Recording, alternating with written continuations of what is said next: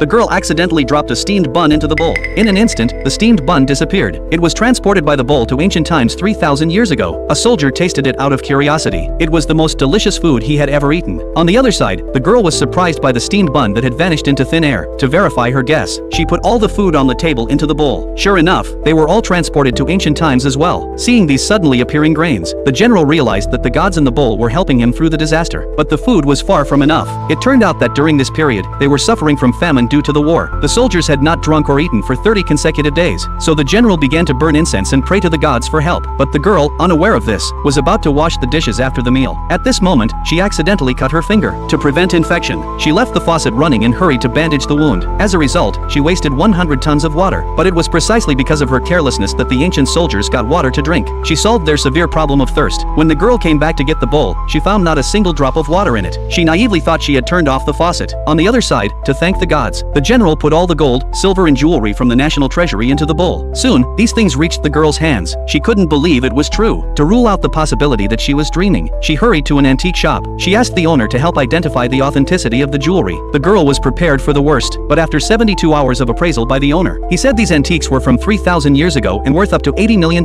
Hearing this, the girl was overjoyed. Recalling the previously disappeared food and 100 tons of water, she realized that as long as she made contributions to the bowl, she would get rewards. So on that day, she spent a high price to buy a cart of food. Then she put all of them into the bowl. As expected, the general received the gift again. All crises were resolved. The girl was eager for a reward, but this time, the bowl sent her to the ancient general as a gift.